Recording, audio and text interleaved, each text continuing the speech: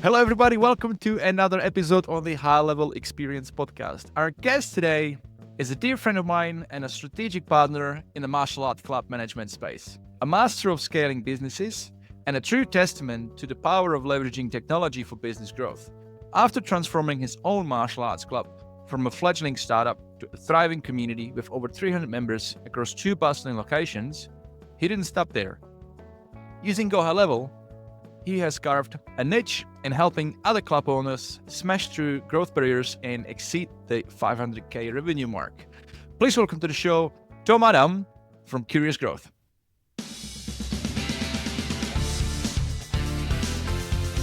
Thanks, man. Thanks for having me.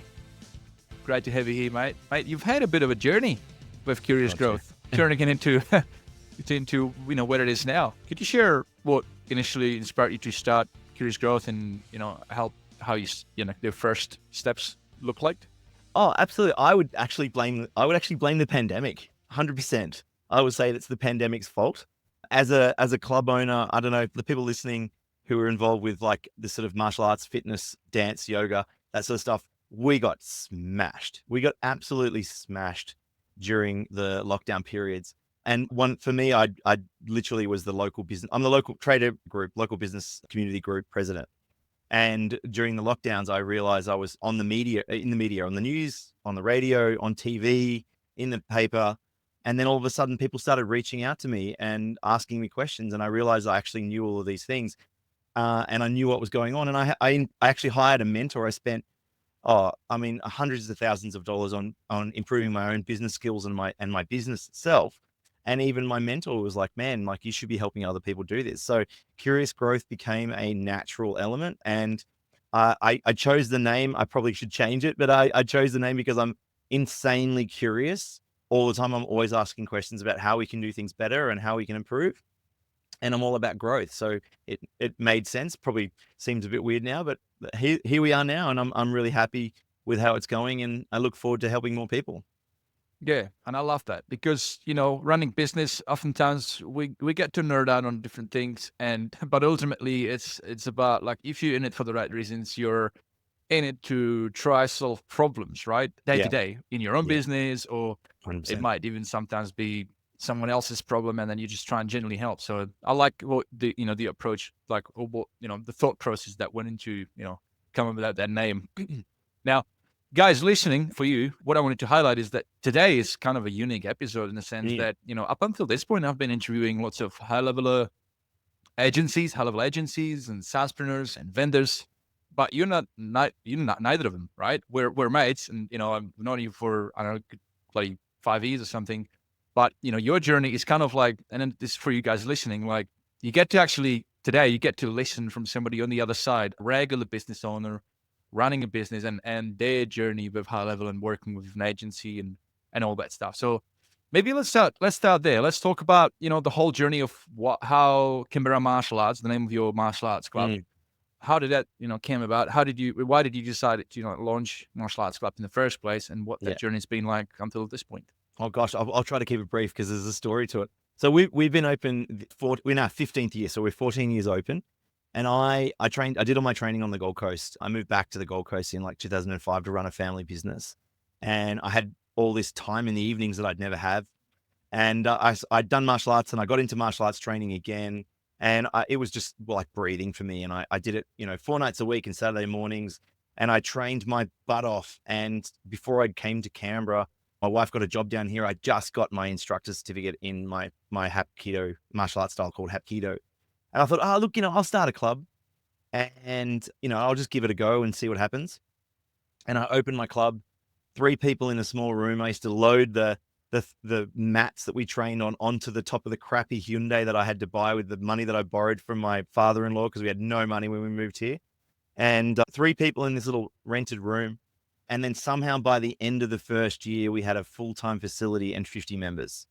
And I didn't spend a cent on marketing, like advertising online or anything like that. It was 2011. This wasn't a thing that you really sort of like, it was just really beginners for that sort of stuff. I mean, you could have Google AdWords and stuff, but I didn't need to do that because I owned an online business before that. So I knew how to do SEO. So just with word of mouth, website, and email communications. I've always been in communications. I just grew my club, and it grew and grew. In 2016, somebody said, that's a really, really nice hobby business.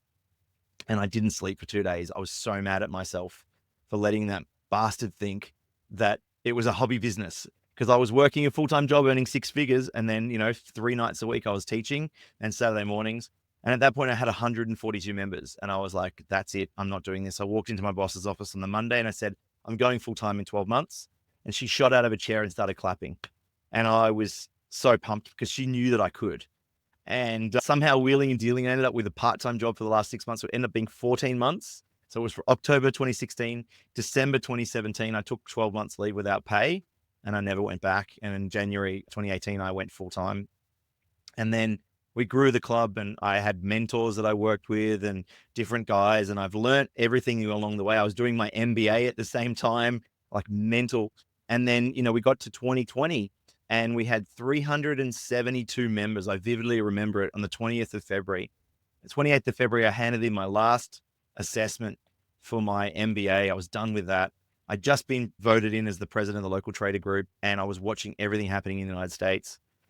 And I got ready. And so we started putting screens in, TV. So we was tested on the Friday. We went live on the Saturday, and then we were 100% online from the Monday we went into lockdown. And then the club itself, we managed to keep 50% of our members. And then during that time, I found another mentor, and I doubled down. And I say this to my clients all the time: whenever life gives you an opportunity and you get a chance to double down, take the gamble on yourself. And I doubled down. And between the 2 lockdowns we had here in Canberra, we cracked 500K in revenue for the first time. We cracked 400 members. The second lockdown hit us even harder, and we had to rebuild from that. And then the rebuilding is where I started getting involved with Go High Level. Mm-hmm. And so when I rebuilt in the January of 2021, when we had 400 members, I'd had 90 trials sign up in something like 6 weeks, and only 35 of them converted to members, which for us was like, and I'd only really been tracking the data for a year or two because I just didn't understand until that point. But when our KPIs were 70%, I was devastated. And I was like, what do we do here? And so I really looked at the experience journeys of people. And I love this. There's a great general, and I can never remember his name. And he says, you got to get people to say yes 7 times before you ask them an actual question. Like, you ask them for something. You got to get them to say yes 7 times. So I was like, how do you build yes 7 times into a process? And I found Go High Level because I was looking for a better email solution. I wasn't looking at an SMS, Facebook, blah, blah, blah, blah, blah, like all the stuff that, I wasn't looking at automations. I was just looking at how do I do better newsletters?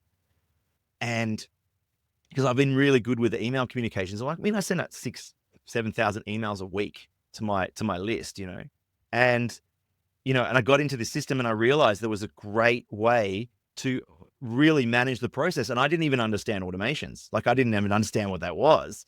And so, later in that year, you and I actually met, and I was already using Go High Level, and you were getting into it, and we started working together. And it was like, I think you remember this quote. I said, it was like digital jazz. Like, you and I were like back and forth. Yeah. Like, okay, this is like back and forth. This is fantastic. And you were like, let's focus on this. And I was like, well, how do I automate this? And so the first 3 months of 2022, we converted 75% of our trials. We had 75 come through in a 2-month period. And since then, we've sort of gotten to the point where we're perfecting the trial process. So now I generate over 30 paid trials a month. So that's 30 paid new people coming in the door. And we convert 50 to 75% of those, depending on the month and the seasonal and things like that. And we opened the second location last year, and we're using the same process there. And it's just predictable revenue. I don't pay for my own ads. The new people coming in the door this month will pay for my ads for next month. And it's just been a wild journey. And I don't think I could have done it without Go High Level. And of course, you putting up with me. Well, one of the things that was really cool is that, and still cool to this day, is that, when we first started working together, you were showing me, how, using ClickUp and all that. So you were like on the same game as me, like very systemized. So, Yeah. I mean, that obviously helps, right? Because we can bounce ideas off each other, and you're being in that same space of being interested in systemization just makes things a lot easier. Like, you understand the importance of staying systemized, right? I just want to But go also back to makes it it really makes, just to add to that, it really makes it important. I've got 20 staff. Yeah. Like I've gone from me running it by myself to 2 locations, 20 staff. I've got several full-timers and admin and things like that. You can't rely on yourself. You can't be the single point of failure. And I was realizing that with one of my coaching clients today. I was like, I'm the single point of failure for their business, because I was like, they're not learning. So, but no, we'll come back to that. It's good. The systemization is really, really important. Yeah. I wanted to segue all the way back because, I mean, you know, you've explained the whole journey. I just want to slide in and explain, well, not explain, but add my 2 cents on that. Is when you said, you know, you weren't able to grow into 50 members in that, you know, in that first year when you opened within 6 months or something like that. You said from memory, and that just goes to show like the fundamentals. Yeah. You know, like you got to get the fundamentals right, like the fundamentals of communicating with people, meeting with people. You know, just back to basics. Like get the basics right, and then you scale from there. Sometimes 100%. people overcomplicate things too much, and they forget about the basics. You know, one of the basics I've been getting back to since I got back to Canberra is just doing a lot of, you know, networking, BNI, speaking to business owners. Yes, very time consuming, true, but it's working. And you kind of get to test your market a little bit. Like if you're trying to get into a new market, especially, there's nothing better than like trying to speak to people and figure out what are the problems they're facing, what is the impact that you can provide, you know, what are the problems they're facing, what is the impact that you can provide, and that then naturally then trickles down into the solutions that you then deliver, right? Which is a good segue to the thing that you've introduced me to when we started working together, which is something that would be interesting for the listeners. And it's an approach that I use now since then, the double diamond. Yeah. Do you want to explain that for the listeners, what it is? Because it's so powerful. Yeah. So the UK Design Council came up with this years ago, and it's really interesting. You've got to think about this. You can link Simon Sinek's start with why, and people are often, if you start with that, it makes a lot of help. So Simon Sinek talks about whenever you sell a product, don't talk about what it is or how you made it. You talk about why. And so if you start with the why, then you talk about how, and then you talk about what. And it's a brilliant framing for the way that people think. And so I'm going to use that framework to talk about the double diamond. So why you use the double diamond is it's a consumer-centric approach to redesigning solutions. So if you're going to come up with a product or a service, the double diamond gives you an opportunity to step back. So if I said to anybody, hey guys, anybody listening or watching this right now, I want you to imagine I need something that can hold half a liter of fluid. And we all do it in our brains. We immediately start to think of a container of some sort of shape. You can see something in your mind. If you're a beer drinker, you probably see a Stein glass. And so, you know, so how we do that is we frame this into the problem statements don't occur until you take a step back. And so the 2 diamonds, if I was to show a graphic, one is before the problem statement, and then one is after. So we all know how to do the second diamond. We've all done it a million times. You develop you've got your questions that you want to answer. You develop a product, you test it, you make sure it works. If it doesn't work, you go back and you retest your assumptions and you go from there. And so how the double diamond does it is it takes you back a step. And so what it does, here I'm going how, why, how, what. So what it does is we actually go through and you look at an experience that everybody has, how customers will interact with you. So a customer doesn't go to the movies. They don't just go and turn up at the movies. They don't just appear there and then look at the screen. They do research, and it used to be newspapers, but now it's an app on their phone. And then they look up what time they're going to do there. And then they figure out how they're going to get there, whether they pre-purchase popcorn or not. And then they get to the movie and they go in there, and there's a whole experience journey. And so what you do with the double diamond method is, and design thinking, is that you actually go through and you map out those experiences and you look at every single point along the way, and you ask a question, you know, and I say roses, thorns, and buds. So what's good, what's bad, what could be better? And if you map out every single interaction, website, and you map it, like if it's a product they interact with, if it's a service or a website or a human or a car park or whatever it is, you map out every interaction point along the way, and you start to look at what's good, what's bad, what could be better. And then all of a sudden you start to see trends coming out of that. And you realize that the experiences that come from those things. And then there's some other steps involved. You look at who they're connected to and all these sorts of things. So you go in through a divergent thinking process where you start to look at everything possible. And then you start to come back into a convergent thinking process and you start to look at those similarities. And then eventually what happens is that you start to frame questions and you frame them differently. And the questions always start with, how might we, or what if we? So instead of me at the start saying, hey, I need a container that holds half a liter, I was like, what if we designed a container that could hold a half a liter of fluid that could be transported to the country? It doesn't matter what temperature it is, and it doesn't matter what solution is inside it. Suddenly, what you come up with is going to be very different because you have to think about all the interaction points along the way. And I still to this day can't understand why cans aren't hexagonal in shape. But anyway, that's another story. So here's where I'm going to add a bit of relevance to this if somebody's not getting the power of this concept, right? Let's bring it back to a regular agency. If you're looking to put together a proposal for a client, right? Yep. Want to help businesses, you're an agency, you want to provide the right solution, right?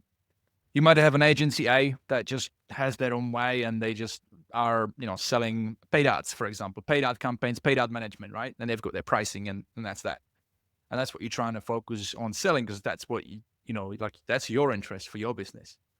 But is it the right solution for the client? How do you know, right? So you might have an agency A that just explains, hey, that's what you need and that's what we do and that's full stop. You can have an agency B that actually takes the whole double diamond principle and actually does a thorough discovery of the client. Because let's face it, paid ads is not one be all solution for everything, right?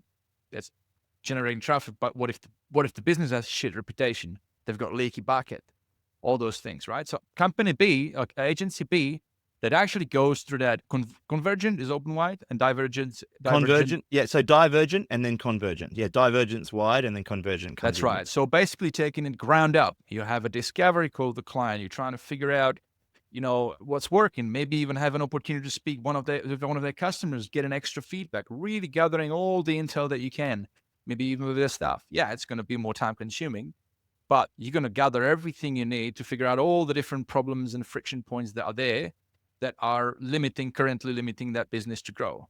Yeah. If you do that, now you've got everything at your disposal. So that's when you start to distill it down, convergent, right? Distilling down all the different info that you gathered into patterns, right? Yeah. And then what is the core main bottleneck? And then what are the sub problems as well, and right? And you refer to those as problem statements. And again, I do it with my clients that I'm working with is that I've got a solution and it's very broad, but then I go through and you can't just go one size fits all. You have to go through every single client and go, all right, how do I customize this to your solution? So I choose my clubs. We have really, really consistent 3-week trials. I've got another client who wants 2-week trials. I've got another client who wants to do a one only experience. It's building out that, giving them the redundancy, but also having the flexibility in your own thinking to be able to say, okay, how do I make sure that this interaction is the best for that client? Like, how do I make sure that client gets the most out of it? And Go HighLevel has possibly one of the most flexible solutions to allow you to do that. And I think a lot of people are worried about wasting too much time on developing new things for clients. No. You're developing new things for future clients that could be yours. It's a mindset when it comes down to that. I was doing something today and I got really mad because I didn't have the time. My client wants me to do X, Y, Z. And I was thinking, okay, cool. So now what I'm going to do is I'm going to mirror that across into my development environment, make sure that I've got a process there that manages that. So if a client in the future says, I do X, I go, cool, we can do that too. Or just make a minor change to it. Yeah. Yeah. So that's a good point, right? You now we're talking into the power of snapshots where if you're trying to go after a particular niche, you should be going through that really broad and then just distilling it down into the right solution. But once you got it working, you can replicate that to that same niche, to that same type of business. There's some nuances, of course. It doesn't stop you from selling a solution to somebody who doesn't have a clue, because again, part of the double diamond process is also exploring what's not working. So if you were a dance, yoga, martial arts like club owner that I was dealing with, the first thing I was going to talk to you about what's working, what's not working. I ask those questions. I don't say, give me your roses, thorns, and buds. I do it to my staff because they know that's what I'm going to ask in the weekly meeting. But I say, what's going really well? Okay, take notes. I use Fathom because it's easier. What's going really well? What's not working? What could be better? All right. Now, does an existing solution I've developed fit into that? Yeah. Can I sell something to them? Like my trial management system that I've got. Yeah, most of them need it, desperately need it, because they don't understand that they're literally trying to go from meeting someone to asking them to marry them as a customer. And quite often you've got to get people to know, like, trust you through a process. And, and if you're trying to increase your lead volumes or all of a sudden, you've got to manage a process, because suddenly you've got more people coming through the door, more people you're interacting with, more people know, like, trust you. You can't, when you just had 2 people coming into you, when you just have one-on-ones, it's really easy. When you got 5-on-1 or 10-on-1, or, like yesterday I had 8 trials across 2 different clubs coming through the door. Like, how to manage that? There has to be a process that's replicable and scalable. So if you've got a solution that can do that, great. But if your solution doesn't quite do it, don't be so wedded to it. You can change it. Like, who cares? Like, seriously, who cares? Like, is it that big a deal if someone makes one change? Make notes of it, how you've made the change. Sure, but to be honest, can you really break Go High Level? Like, can you really not unfix a break? Like, it's not like a permanent back-end coding thing, is it? Yeah, I think this is a good point about understanding when to, knowing when to kill the puppy. Oh yeah, you'll throw the baby out with the bathwater. That's like sometimes we just get too married to an idea or to a business plan or business model, and we just keep going at it. But we haven't really done our due diligence. We haven't gone through the customer feedback. We haven't really tested the market if it actually is that something that they want. And then now we've over-invested so much money into it that it's like, well, now we need to stick to it because we need to get a return. Well, it may never happen. You might just have to can the whole project and move on. That's what I mean, like knowing when to kill the puppy, because the analogy of that is because you're emotionally attached, right? It's your little furry friend, right? It's so vivid. Good thing your son can't hear you talking about killing a puppy in the other room, hey? Yeah. Just on that double diamond, just to sum it up, guys. Yeah, so sure. You've got that first diamond, which is figuring out a problem and then distilling it into the core, problem statements. And then the second diamond is where the development of solution comes in. So you start again with convergent, so open wide. A divergent. There we go. I keep getting it wrong. Sorry, guys. Okay. Divergent, open wide. That's the first half of that second diamond, right? And you go back into prototyping, testing, different, A/B split testing, just trying to figure out what's the best solution, what's the most elegant solution, most scalable solution, and most impactful solution for the end client, right? So once you figure that out, then you obviously distill it down to the convergent, divergent, convergent. Oh, right. That's right. No. So divergence wide, convergence coming here. So we converge down into the final product or solution. That's the thing. That's right. And absolutely. And like, it's one of those things that, like, humans are notoriously bad at solutionizing. We are very, very bad. Guys in particular, like, I've been married nearly 25 years. And so, married nearly 17 years together with my wife, 25 years. And I've got guys that I know, and they do the same thing, is that somebody brings you a problem, you immediately try to create a solution for it. When sometimes you actually just need to ask more questions to understand what the problem is. And when you've been married as long as I know, sometimes you just don't have a solution. You just need to listen and nod. That's all they want. That's so true. In trouble for that one. Yeah. Oh no, it's all good. Yeah, sometimes it's the best thing. Yeah, I get it. I've been married for a few years now as well. So yep, you live and learn. That's right. Which is also, let's segue to sales. I mean, same thing. Sometimes you've got something you're trying to sell, but that's an old way of selling. That's pushing. You want to be pulling. You want to be just like inbound marketing. You want to have inbound sales, right? The conversion should be inbound, where you have a conversation. And if the customer speaks more than you are, then you're winning. You're gathering all the intel that you need. They feel great because you're lending them an ear they can land on. They feel good. And I had someone in tears in a sales call yesterday, because I genuinely just said to them, what's good, what's bad, what's not work, what could be better. And everything just came out. And then she was crying, and I was like, do you need a minute? Like, it's all good. Like, like, it's definitely one of those things. You've got to hear. I think that there's a genuine connection. I think a lot of salespeople are just looking for the kill. Like, they're like, I got to be the shark. I got to get this. I got to get the kill. I got to get the kill. I worked, I before I worked in hotels back in the day. Actually, my original business degree is in hotel management, and I worked in hotel sales, and I worked with a guy called Nick Kent, and I will tag him when this goes up, and I will like comment. He lives in Tasmania now. For a company called Finn Carlisle. He's going to be pumped that I remember his company name like 23 years later. And it was really funny. He was like, you really got to ask the question. You really got to listen to the person. And you also have to sometimes propose not a sale then and there, but propose another opportunity for you to better understand their problem and come back to it.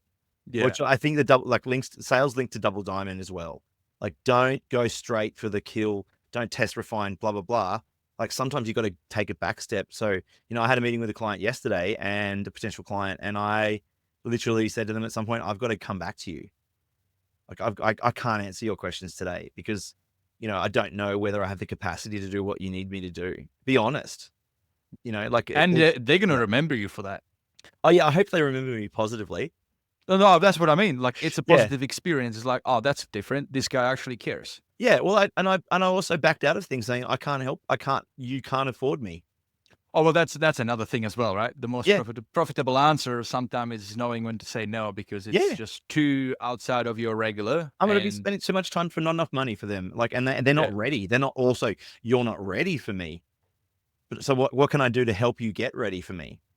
Because your thinking processes of where I'm at to get your business to this point, sometimes people have to understand that change is necessary. They're going to understand that there's a process involved with doing things. If they don't believe that there has to be a documented process, or there have to be a way to do things, if they're like, I'll just fucking do it and see. Sorry, I swore. If they just think I'm just going to do it and see, sometimes they're not the best clients. You need clients that have proven that they've tried everything. Like, I often ask them, how many CRMs have you tried? How many email marketing systems have you tried? How many different marketing agencies have you worked with? Like, I just want to see that they've tried, and they go, oh, I've spent so much money on different things and it's always been a headache. Great. Perfect. You're the person who's looking for something. You are me 6 years ago. Right? Like, how might I, this is that question again. How might I help you get to the thinking process that you need a solution that can do all these things, but it's flexible enough to be prepared for you? Yeah. Yeah, I'm a GHA salesperson. I'm like, walking around with the flag. Like, anybody asks me, I'll be like, yep, I go high level. And like, really? I'm like, yep, 100%. Well, this goes to everything. I mean, when it comes to sales and marketing, it's just trying to really understand the buyer journey. Some people are in the awareness, some people are unaware, some people are in consideration, some people are in decision. And, you're trying to help every one of those people at every one of those stages and provide them a solution to keep moving them forward.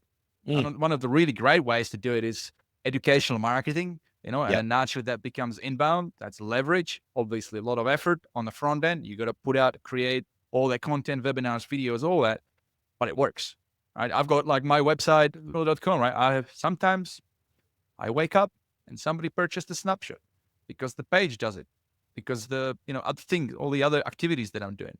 As an example, I'm not trying to brag here, but I'm just, come on, man, humble brag. Come on. I'm just supporting the concept that it works, right? That's my trumpet. Anyway, yeah. Well, let's segue to this next thing I want to talk to you about and share it with the listeners. And this is it's about a strategy, and for you guys, it's a strategy that I've implemented with Tom, and it's worked for both of us. Yeah, 100%. Strategy of how.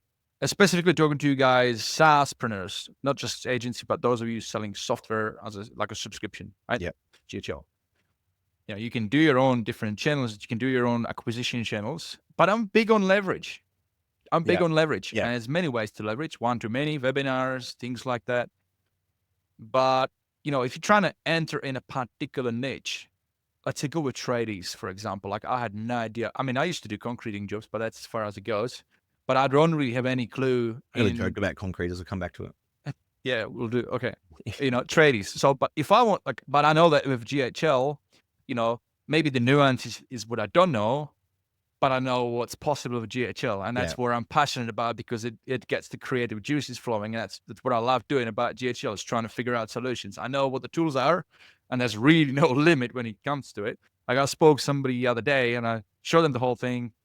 And then they said, oh, but you don't have like a thing, it doesn't really help me like with the figuring out candidates for job applications. I'm like, Well, we don't have like a feature like that's called that, but with automations, like you could definitely do that. Anyway, so if I'm trying to get in a separate niche that I don't really know much about, I mean, there's ways how I could get into it. I could try and research. I could do the student approach and work with one client and learn everything that way, or I could take a shortcut. I could work with a coach, business coach that is in that niche. That means they already have a massive list.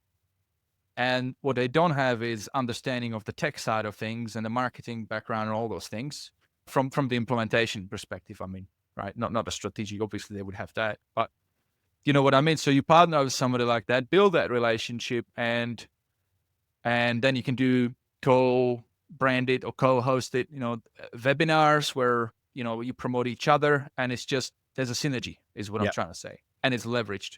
Again, so you get in a shortcut, you get in a short pass access to a list, to a database that you don't have any like in. But so that's what we've done. Like, do you want to talk on that a little bit? What we've done? Oh yeah, look, and I think I'll quickly crack that joke too. Oh yeah. How do you know when a concrete is on site?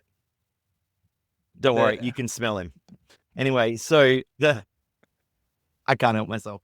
So no, I mean, look, and this is the guys listening. There's a company here in Australia called the Entourage. Sorry, I'm just taking my jacket off. It's suddenly gotten above 20 degrees in Canberra for the first time today. We had summer and now it's winter. There was no autumn. Anyway, that's Canberra. So so this company called the Entourage, which is like, they get people in a room, business owners, and they develop them up through levels and stuff like that. I actually know one of the founders. I've worked with him for years. And they did this great thing. So they ran an event and they went to ANZ Bank, Australian New Zealand Bank, and they said, we will give all of your business customers a free ticket to our live event online, like free training. Can you email this out to all of your customers? And they got 8,000 email addresses then and there, because they didn't contact the customers. ANZ went out to its tens of thousands of business customers and said, hey, here's a free event that these guys are running. It's worth $1,000. We've got you a free ticket from ANZ because you're a business customer, yada, yada, yada. Strategic partnerships, vitally important for everybody. And it's something that I need to explore myself a little bit more in terms of working with other coaches and saying, hey, this, like having a niche. And so I'm working with another marketing coach who doesn't have the approach that I do. So potentially there is an opportunity for me to sell my snapshot to her, but she doesn't use HighLevel. So who am I going to get her to talk to? Well, she does use HighLevel, but she doesn't do it well. So who do I get her to talk to? I say, no, you got a couple of clients using HighLevel. All right, bring them across here. I've got a guy who's going to help you. And if they want support setting it up, they can pay him to do it. They can do all that sort of stuff. I know that they're going to be working with HighLevel, that they're going to be working with a trusted partner. But I also know they're going to be working with someone who's going to message me and say, hey, Tom, can you call this person up and sort this out? And so vice versa. So I've got a little bit of an in with that as well. But also I don't have the capacity. I have the capability, but I don't have the capacity to manage sub accounts and do all that stuff and manage all that. I got my own clubs. I got my own staff. I've got 3 kids, a wife, 2 dogs, 4 cats, a fish tank, and I've got all these things. I can't have the time. So I need to outsource that. So when I'm working with a client, they go, can you fix this? And I go, is it a software issue? Is it a coding issue? Yes. Okay.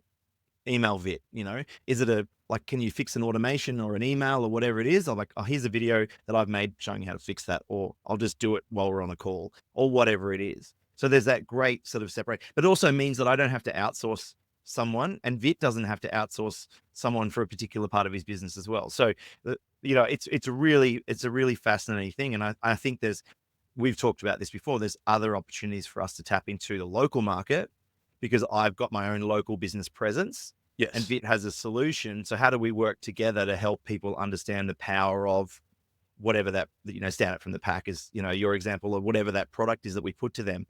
What's the power of putting that product out? Yeah. And I mean, I have no problem with sharing, guys. I mean, this is strategy that works. This relationship with Tom, he's a mate of mine. He's working really well for us. Oh, and we're fiercely frank with each other too. It's to the point of, you go, every now and then Vit sends me an email and I go, oh, okay, he means well. I'm kidding. Yeah, I mean, sometimes I can be blunt. I get it. I am too. Don't worry about it. But yeah, what I wanted to say is just to give you guys an example, like because this is like a flywheel. Like Tom, he's got his coaching program, right? I've got the software and I've got the fulfillment side of things and I've got snapshots and roadmap things. And Tom has built together, helped them together. But based on his experience running his 2 clubs, he's put together really solid snapshots specific for martial arts club, right? So I helped to support that, right? But in any case, we did a thing back, it was December last year. We're going to do it again, actually. Oh, yeah. And we did it the year before as well. It was really good. Yeah. So the idea was, let's do a webinar, right? Yeah. So Tom, you marketed to all the martial art contacts that you have, and we got them onto a webinar. Now, the webinar wasn't me presenting on my own. It was, we actually did 1-for-1. We had, slides where you talked about strategy and related to martial arts running, and that was that relevance, and they could empathize because you're an owner of a martial arts club. And then I would take a slide and then talk about AI and like open their mind about the possibilities of tech. And we just kept supporting each other and kept like, it was very synergistic. And at the end, we had an offer for, what do? We did a 30-day boot camp. 30-day boot camp. Right? So we said, guys, you're going to get it first. You get a 30-day access to, my version of GHL, Stand Out from the Pack. As part of the 30 days, me and Tom, we're going to guide you. And you, at the end of the 30 days, you will have, and we just picked things that are low hanging fruit. They're not too complex. They're really scalable. Miscall text back. What else we did? Chat widget on the website, like little things, but they're impactful. Some of these. I did stuff like brand awareness campaigns on their Facebook. Oh yeah, so I'm just talking the software side. Yeah, and then obviously you had the educational aspects, and we just put that into a program, into the syllabus, and every week we covered different things, but it was sort of building up on each other. So by the time 30 days end, they actually helped themselves build stuff with our support. Naturally, they would not roll over into the first paying month. And now the other kick side of it was, well, then that's where the upsell comes in for you. That's what we did there. So they then sign up with you for their ongoing coaching. Yeah. But it's like, you got to think about it like a flywheel, like, right? So Tom, he can send people to me, and then I can send them back to him, and then vice versa. So it's, it just becomes a leverage relationship. And I hope you're taking some notes, because I think I'm not just saying, and I know it works. It's what's worked for us. And, for me is now, how do I apply that same principle to other industry that Tom is not a subject matter expert, but there are other people that are, maybe aircon. I can't wait to see how awesome that's going to work out for you. Mate. Yeah. But also it means that it means that I know that you're, that you've got revenue coming from my clients, so that you're also invested in it. Like that you have an investment in it as well. Yeah. That that it's not that thing where you just, if I'm asking you for help, it's not you going, oh, I have to do this for free for this guy. Like, cause that does wear on you when you get people who just constantly ask for free advice. I've got several people in my life like that. So there is, that's a good point. So there is, you want to make sure that relationship makes business sense as well, right? Yeah. There's a couple of ways, the old school way is reciprocal, right? But unfortunately, it's like BNI, right? The idea is that you refer somebody, you give back, and then they hopefully refer back to you, which is nice. The business cards that you end up with that don't mean anything. Yeah. Yeah. It can, but it takes a lot of work. But unfortunately, the main thing is that the reciprocal thing, it's quite often not even scale. Like I might be able to get more referrals from somebody that'd be able to give them referrals. So what I'd like to say is, well, and I'm upfront with that, let's say in some of the networking groups, because they maybe have more connections, whatever. That's when you want to bring in an affiliate to it. Say, look, I might not always have somebody to refer back to you, but anybody referred you to me, I'll give you a kickback. We'll just do the affiliate thing. So you just got to work out ways to make it work for everybody to be a win-win. Yeah. 100%. Where do we go from here? Where do we go from here? That's an old song. You don't remember that one? Anyway, no. Oh gosh, there was a cake company took it up and used it as an ad on TV in the 90s. Like it was like a thing, but it was an actual song. I think it's like it's been, I think it's one of those things like I'm looking for, I really like working in the niche that I've got. So I work with dance, yoga, martial arts, movement clubs. A swim school reached out to me and I was like, brilliant. Cause it's exactly the same model. So this is the whole thing. We talk about Americans say niche. It drives me nuts. It's niche. Anyway, it's the word. It's a French word. Anyway, but my wife's French, so I have to be a pedantic little thing about it. But if you're looking at what your niche is, whatever it is, there is a potential for you to think about, don't think symmetrically, think asymmetrically. Like what are other businesses? So I started out in martial arts, and then dance school was one of my main customers. I was like, well, hang on a minute. This is not a bad thing, because that's the same model as I've got. So the vehicle is the same. It's just different modality. Exactly. It's a different brand. Exactly right. So what is the model that we're offering? Parents bring their children and adults come to our facility. Our instructors teach them to do something, and the parents, in return, we generate revenue from that service. So what other models are there out there for that? So there's a parkour school. And that's why I went to movement clubs, because it's not just dance, yoga, fitness. It's, it is a swim school. It is a parkour school down the road. I'm like totally going to hit this guy up. It's even after school programs who are looking to expand what they do. There's so much to this. And then I've got to take a step back and go, okay, what parts of what snapshot that I've got together do people actually need? And so, some people I'm going to bring them on board, and I go, okay, you only need this element, right? And when you're ready, I will then give you the next step. And when you're ready for the next step, because sometimes if you give everybody everything, they just go into overwhelm and they just break them. And also, if it was a massive thing, you would have to charge a lot more money to fulfill on that, which is a friction, right? So, I mean, this is a good segue into the importance of actually thinking modules and thinking functions of a particular, subset or set of workflows. That's a function for this, and that might just be enough for the starters. Just give them something winning, and then you build from there. And now, that's the idea, right? You give them something, they start winning. They're going to open that wallet next time you ask, offer them the next thing. It's going to be a no-brainer. I've got a client that I'm starting to work with who's not ready for Go High Level. Mm-hmm. She's just not ready for it because she uses blah, blah, blah, blah. She's got all this spinning plates. I use spinning plates everywhere. And I'm like, okay, let's get you going. All right. But the thing is, she's going to get to the point where she's generating 20, 30 plus leads a week. And I'm going to make sure I keep track of all of that. Don't worry. And then I'm going to say to her, what are you doing with them all? Oh, I'm like, you emailing them? Are you doing this? Oh, it's all too hard. Really? Why is it too hard? Oh, because I've got to log into here and I go, let's put a spreadsheet. All the money that you spend on these different programs. All right. And time. Logging in, logging out, all that. 100%. Data not being congruent. And, are you having, do things talk to each other? No. Okay, cool. Let's do this. Let's put it all here. Right now, you've got all your stuff on here. Instead of using Twilio for Kanbans, you've got pipelines. What if you? So I know you said you're gonna let her do that for now, but what if you like show her the future kind of thing? Like, here's what's gonna happen. Oh, I've showed her. No, it's budget for her right now. Okay, it's purely budget. So it's like, okay, cool. I'm gonna flood your school with leads. Let's work on that first. And it's like, so this is the thing. So like, I don't be afraid. I'm saying to the people, the other SaaSpreneurs that are working with partners, don't be afraid to work with people that sometimes they don't have clients that are ready yet, because I'm sure as shit making sure that she's going to have Go High Level, and she's going to be a customer of yours. And it's like, so how do I nurture her in the meantime to make sure that when she's ready to go, that she's ready to go? And so that may be even me doing some stuff in the background and having a chat to Vit and saying, hey, let's set up a sub account. Right. And then, just let it sit there ready to go. So when she's ready to go, it's on. Like, it's ready to go. Like when I know that she's ready for it and I go, oh, that's really good. Here we go. And I roll it into my fees and I pay Vit. Right. Because, or whatever the solution is, but you've got this thing, because then for the client, it's not so much of it's not a sudden, oh, I've got to do all this extra thing. It's like, no. I'm going to be getting her to think the way that I want.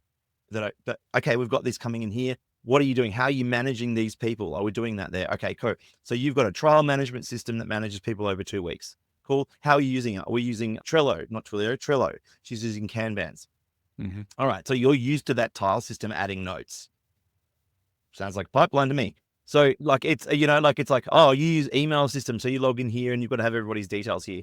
Yeah. You've got a CRM and it's got an API. Okay. So we can get them to talk. Okay. You know, what I mean? Like, so there's things, there's already modules in a way that she does things, and it's just moving across. And I think that's nurturing, but knowing that I have somebody that I can take her to straight away, rather than me as a coach getting to a point and going, I can't assist you, go and figure it out for yourself. And this is where my coaches failed me in the past, is that they never gave me solutions. They said, here is the way I want you to do this. Go and figure out how to. Which, let's face it, anything new is a disruption to the way you're used to doing Yeah. it. So if our main goal is to provide value and be valuable to the client, it's what you just said, is just being thinking ahead, 2 steps ahead of the client, so that their experience is smooth. And also you're creating the aspect of over delivery, which is they're going to love you more for it. So then naturally, that the word's going to spread out. You're going to have a great reputation, then that leads naturally into getting more referrals, which is, I mean, I keep talking about this concept of, reputation and referrals. It should be the foundation of any solid business. Like, everybody's too concerned with, I need more leads. Well, no, you got a shit reputation. You got a leaky pocket. So why are you pissing money away, giving money to Zach? Fix that. Now you've earned your right to ask that client for a referral, because now they love you. Yeah. Because, you took it to heart, whatever they said, whatever the feedback was, you took it to heart rather than being emotional about it. And you improved your quality of service, whatever that is that you do. It's just like, it just makes. It's funny. I'm doing this training on how to advertise my own product better. And one of the guys gave me the most brutal pieces of feedback. It was absolutely brutal. Mm-hmm. And I literally wrote a comment, burn. Okay, I'll do it again. And that's literally the amount of time it took me to type that is the amount of time that I was upset about it. Mm-hmm. You have to grow the fuck up and not be upset. When somebody says to you, I'm sorry, I'm having this conversation with my 16-year-old daughter. When someone says, I'm not happy with how this happened, don't hear, oh, woe is me, I'm shit, and I'm a horrible person and no one likes me. What you should be hearing is, this is an opportunity for me to grow, and this is an opportunity for me to be better. Yeah. I mean, this is like understanding how you get yourself outside of that emotional state, because, this is the same thing like when you have an argument with your wife, and then you go into they call it, I think the therapist, they call it, you go into this washing machine. Like, now, once you're in the washing machine, you got to wait until that program runs out. There's nothing to do. You can't do anything. If it's a wife that's like gone into that state, or myself, like, she might wind me up and I'm like, fucking, like, I get cranked up. So I'm in an emotional state. But then what, I'm sure everybody's been through this. You have a fight, you have an argument, and then it's a period of being quiet. Everybody goes to their own corner or whatever. And then a few hours later, you go apologetic, back to each other. Don't have your tanty in your bed. That's right. You realize you were a dick, and you realize, that wasn't cool. That wasn't cool, whatever. So one of those, there's what is it on? Was it Big Mouth, the cartoon? She's like, that's it, honey, the hormone monster. Jump into your bed and cry so hard that you don't make any noise. Yeah. All right. So we've covered some strategy. Yeah. We've been philosophical a little bit as well. I think the value's there. Let's go into some nuts and bolts of technical questions. I've got a couple of rapid fire questions. Oh, this is a good little segment. So, Mr. Miyagi, ready? Right. Yeah. What? Let me bring up my notes here. What about HighLevel originally grabbed your attention? Was there something specific or a problem you were trying to solve? Yeah, I think it's really quickly. It was the fact is that I had email, SMS, like all the communication. I'm a communication specialist, so all the communication channels in a simple place that all of my staff could access and see the same information at the same time. Mm-hmm. I love it. Yeah, that's a big draw card, that one. 100%. Yeah. And still to this day. Yep. What new high-level feature or digital marketing solution in general are you most excited about using right now, and why?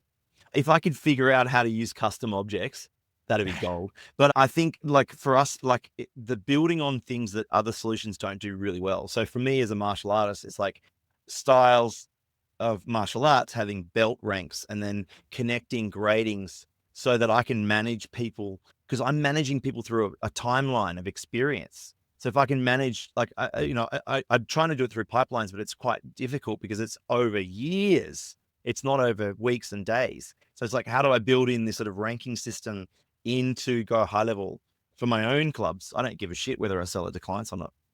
Yeah.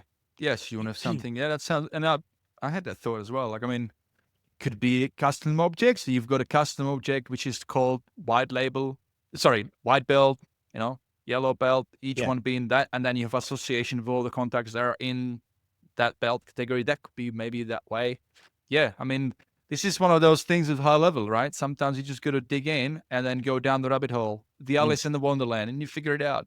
I mean, the beautiful thing about high level is it just keeps evolving. It just keeps getting better. I mean, we've talked about it so many times. We get, we tend to nitpick, right? When we have our calls, right? It's like, this thing, I mean, we should do that thing. And I'm going to, but then you hear other people and then they just say, it doesn't do that. I'm not using it for that. I'm using this other software, but that's like going 2 steps back as well, because then a few months later you look and like, hey, by the way, I know you're using that separate thing because high level didn't have it, but it has it now. Oh, mate, if they could do like better like attendance records and better subscription management, that's like $150 a month for software I don't need.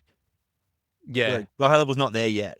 It's not there yet, but the point I'm trying to say is I am fully on high level because I know the things will be there. So it's like, absolutely. Yeah. I'm happy to, it's that. Next question. What are you looking forward to most in the upcoming high level future releases?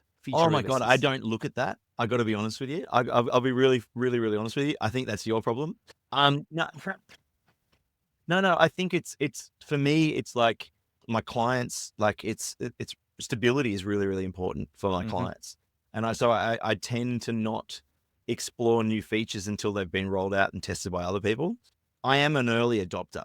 So for myself, I would love to spend more time playing with things, but I often find that if I do that, I take away time from other things. So I have to be really ruthless. So I'm managing my club, or I'm consulting people, or I'm spending a little bit of time on future development. And that little bit of time each week has got to be playing with things that are already tested and working. So can't wait to see what happens in the future, but it's not even on my radar.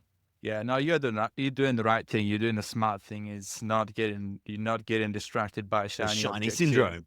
I used to call this like my morning coffee thing with Sean. Like I would log in every morning, go to Facebook and look at Sean's coming at you videos.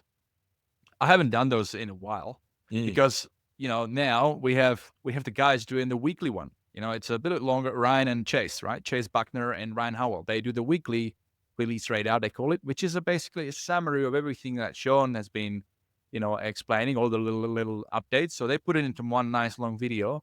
It is 44 minutes, but it's once a week and just play it in 2x speed. For me, it's important, right? I'm in the SaaS space. So for me, I got to be on top of it to understand what's coming, what's available now, right? But yeah, I mean, it's important to stay focused nevertheless. Yeah. You're not an agency, you're not a SaaSpreneur, but you're providing solution in your market and you're using high level for it. Yeah. What would be your advice to somebody else, another business owner that is, trying to implement high level or looking to start using high level? What would be your recommendation? Where should they start? Oh, look, I would say that don't make the mistake that I made and actually go straight for the $97 plan and do it yourself. Like that was a nightmare, like having to set it up myself, like get some help. The only reason is because I didn't even know that like these SaaS agencies, I don't think they even really existed. Like, 4 years ago, like this was the thing. I found out about High Level because I got access to it because was a marketing agency. They used sub accounts for all of their clients to manage all of their advertising for them. And I got into it. But they didn't provide the access to it. They did as a they gave me access to it, but they it was just contacts in there. They didn't even. So I literally learned Go High Level because someone else gave me access to it for free. And then I was like, what is this? And then I built my own and then said, give me my data. And so I built a lot of the stuff myself. So I built all of my pathways and my automations around my trial management. I built that myself. So, but if you are going to go into it yourself, is really spend the time mapping out the experiences that you want your customers to go through. Yeah. And as I'll circle back. So I wanted people to say yes 7 times. So for me, the 3-week paid trial is what we do. So for me, the yes is, do they want to come in and check out the club? Give it a go. Yes. They came in. Yes. Do you want to purchase a trial? Yes. Did you enjoy your first class? Yes. You're halfway through. Are you enjoying it? Yes. Right. Are you liking everything that's going? Would you like me to send you a membership offer? Yes. All right, here's the membership offer. Do you want to sign up as a member? Yes. So that's what I went through, the 7 yeses. So it's like, how do I map out the experience for them? Because before that, I was literally going, here, come and try a class. Would you like a membership? And I'm asking them for a lot of money. Now I'm going, I'm asking you to do something. I'm asking you to make a small payment. I'm asking you to commit for a couple of weeks. And now I'm asking you for a bigger payment. And they get to know, like, trust. So map out your experience journey, going back to using that design thinking. What is the experience that you want your customers to go through, your funnel? All right, to use the vernacular in the opportunities, map it out and then figure out what processes you want around that. What do you want automated and what do you want manually done? Don't automate everything. Don't automate everything. I automate my staff being reminded to call my customers. Don't automate the call. Don't go through the track of doing everything automated. You can automate the crap out of lots of it, but people still like people to call them. People still like human touch. So automate the reminder for you to reach out to your customer. Even if it's leaving a voicemail saying, hey, Vid, how's Luca going with his class? Right? Like that, the people love that stuff because they go, oh, they genuinely reached out. Like, you may not speak to them, but they're going to remember that you did. Well, I know most of the parents who work with me, it doesn't matter. They don't read email. They don't read SMS. They don't listen to voicemail. And they don't even read the fake tattoo that you put on their child's forehead about that you closed for a long weekend. Yeah. Right. And I dare say that as the AI is going to be adopted more and more globally in the business world and consumers, everywhere. I dare say that I think the value of personal connection is just going to rise up because people will start to get overwhelmed if it's way too much digital, way too much synthetic, non-real, that they will value this stuff even more, right? Yeah. That phone call might be worth, just think about the lifetime value of any particular customer. So my lifetime value for a particular customer is kids is $1,500, adults is about $3,500. That phone call could potentially be worth $3,500. And at no point on that call am I asking for money. Yeah. Yeah. You're just moving them to the next step, to the next Yep. yes. And out of anything that we talked about today, I think what you just said there, the example of how you structured in your specific example, your gym, those yeses, what are those questions? At what point you ask those? Yeah. That's, just take note on that one. You can forget about everything else we talked about today, but that one thing, it's applicable to any industry, any business, any use case. And if you're going to approach that and you go as a SaaSpreneur, as an agency, you go to any small business and you do that scope, you do the discovery, you do the double diamond, you come up with this process, man, you're winning. Everybody's going to be winning. Yeah. 100%. Your client, you'll be winning. They'll be winning. You snapshot it out. Now you've got scale. It's great. Absolutely. Yeah. Right. We've covered everything. I do have this one segment that you may have heard about me saying about it. It's called The Beef, where we discuss constructive feedback on high level, what we find that not quite working the way we like, and, ultimately mention, an idea that we've, submitted on the ideas board, and then ultimately share with you guys listening so that if you agree with it, you can click a link in the show notes and give it an upvote. Are there any challenges or frustrations you're currently facing at high level that you'd like to talk about? Oh, mate, I think number one would be load time issues. Like sometimes it can be an absolute dog. And I've got 100 megabits a second here at my office and it can load up. I think overall, I would love, if Facebook's not going to do it, if HighLevel could help us get rid of some of that spam crap without having to build amazing automations and things like that. We, as a business owner, I am getting absolutely, you run ads on Facebook, I'm getting between 20 and 30 fake, your account has been closed reach outs from these spam accounts, like 20 to 30 a week.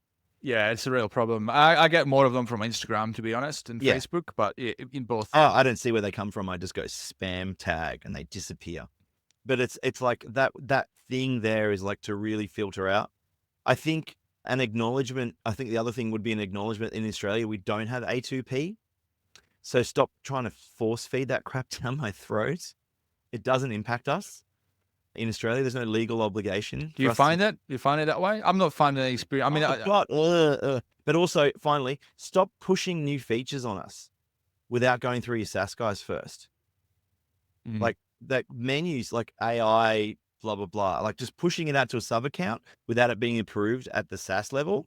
Whoa! See, as a customer, I find that stuff really encroaching, because I know that my SaaS guy hasn't done it, but also my clients are using the program, and I don't want them looking at that yet, because some of them aren't ready for that yet. You Right. know whether your clients are ready for that yet. Yeah, And that's so, you're talking about that change that just happened last week, where the AI agents, they were buried in the settings and now they're in the main menu. yeah, Yeah, which is but they do again that all any the time. change There's like ads what? for things all the time in sub accounts that have not been approved at the top level. I don't think that's a really good practice. I think that's actually they're burning people like yourself. Well, I mean, in their defense, I would say, because you're probably maybe not looking at the ideas board as much as I do. So they do have a roadmap. So they do have a roadmap, but you have to live in it, right? So if you're not living in that space, you wouldn't know that But as this a is going customer, to be released. it's noise. Yeah. I want my SaaS guy to educate me on that stuff. I'm not a customer of Go High Level as far as I'm concerned. I'm your customer. Yeah, of course. Yeah. Yeah. I use Go High Level as a software program, but I'm not their customer. I'm your customer. Don't push stuff over my agent. Don't push it over the top at me. Yeah, because I wasn't ready for that one. Yeah, No, that's a good point. but I wasn't ready for that, and my clients were. I've had to literally in 3 calls this week go, "Don't touch that." Yeah. Like, don't touch that. Why? Because we just don't. We're not ready for it. Yeah, we have to figure out how we onboard you on that. Yeah, no, that's a good point. That's a fair point. No, I agree. Yeah, guys, if you have any suggestions like that, and obviously we'll put them. By the way, I'll put a link in the show notes on this particular thing. We'll make sure that's submitted on the ideas board as a feedback. So if you guys agree, especially those of you running SaaS, I'm sure you might agree, then click a link in the show notes for this particular episode where you can give it an upvote. But also, this show is kind of democratic. Like I'm open to you guys to participate on how this show gets curated to a point. So if you have a beef, and it's not to shit on High Level, it's about, No. it's High Level is awesome platform. But it's a technological part. It's a software, like any software. It's got its growing pains, right? It's just the nature of it. But long story short, if you do have a suggestion, if you got something that you've put on the ideas board and you do want to get more people to hear about it, and not just wait for it to get discovered naturally, which might take ages. The way High Level works, they've got 7 or more than that actually, hundreds of developers, and the way they decide on what they're going to prioritize as far as the roadmap goes is based on upvotes. So, yeah, long story short, submit your upvote, head over to highlevelexperience.com/thebeef. There's a small little form. You submit your upvote, and I'll feature it in the next episode. And with that, Tom, thank you, mate. This has been really, really good. Oh, actually, no, I've got one more. I like to trip people up. Surprise question. Yeah, the tricky question, mate. Tricky question. Tell me something that's true that almost nobody agrees with you on. Something that's true that almost nobody agrees with me on. Oh, I could get really political here. No, Maybe leave that aside. I've got lots of things. Something that's true that nobody believes me on. Yeah, I could. I see. I'm really deep in the business community here, and I genuinely believe that small businesses need a better go, and politicians don't believe me. They think, oh, small businesses are doing great. Like they just, they rip everybody off and they're making huge profits. So I have to They're living their own bubble. Yeah. Yeah, absolutely. But I have to remind people all the time, profit equals my wage. Profit for a small business, profit equals my wage. Mm-hmm. And so I often have to remind them that I'm an agent of the tax office. So I collect more tax revenue from the tax office than I get paid. And so, that's the thing. So I would say that, the one thing that a lot of people don't understand, that small business owners aren't rolling in cash all the time.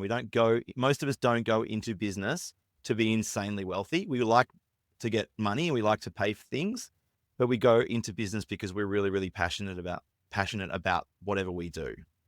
And sure as shit, if I did it for the money, I would have closed this place long ago. Okay. So I suppose there's other things I could get right into, political held beliefs and business stuff. But I would think that was the one thing is like, if you're dealing with a local business and you want something, don't keep asking for a discount. The price that they put on something is often the best price they can offer you. And you asking for a discount on top of something sometimes it's difficult. It's a difficult conversation. And I'm lucky because I'm a bit forthright. So I have customers go and they go, I give them a 10% off and they go, well, can I have more of a discount? And I go, I wish I could get a discount on my rent. My rent's 10 grand a month. And they're like, oh. And I'm like, yeah. And it cost me $150 an hour just to turn the lights on in here. And they're like, oh. And I'm like, so we need to have, 15 customers in here paying to pay for each class. And I'm like, oh. And I'm like, and that doesn't include this. And they're like, oh. So I'm like, cool. So are you happy with the 10% that I've given you? Yes, I am. So like it's the whole thing. So yeah, I think business owners need to be appreciated a little bit more by general customers. So, hey guys, SaaSpreneurs, you're in business too, like your overheads might not be as high. So just remember the local store, they've got rent, electricity, gas, wage costs, like insurance. I was on the news about insurance. I'm going to an inquiry next week about it, the week after next rather, like it's, 1% of my $300,000 a year wage cost is just insurance. Yeah. So look, overall, running a business is a tough gig. I spoke to a mate of mine yesterday. He runs an IT business, and two of his tech people, two of his staff members, dropped 1 week apart from each other. Massive hole in the business, couldn't replace it, and he's now contemplating to actually shut the whole business down. There's ups and downs in small business. It's tough. So yeah, I agree. Yeah, we need a bit more appreciation from the government sometimes. In general. Anyway, mate, thank you so much for jumping on. Is there anything that you want? I forgot to ask you that actually at the beginning we start recording. Yeah. Is there anything that you had in mind that you wanted to pitch? I think if you've got clients that you're working with that are movement clients that are yoga, martial arts, fitness, things like that, to reach out and have a chat with me because I have the Club Mastery Consortium where I actually coach business owners, but I've got no problem with going to another agency and saying, okay, like, this is the perspective of how they're dealing with things, or even presenting on ways to do things, because none of what we do really is new. We're not reinventing the wheel. What we're doing is we frame things in a way that everybody can understand. Yeah. But yeah, look, I would say big plug to Vit. You've put in more hours than a lot of people I know into growing your business. So I commend you on that, mate. And I really appreciate the opportunity to come here. I appreciate that. Thank you, mate. Anytime. And with that, thank you for being on, mate. Thank you guys for listening to today's episode on HighLevel Experience. If you've enjoyed today's episode, then please share it with fellow agency mates and other high levelers that you think would also benefit from listening. For show notes, links, and extra tips to help you grow your agency or your SaaS with HighLevel, please go to HighLevelExperience.com. Thank you, and have a great rest of your day, everybody.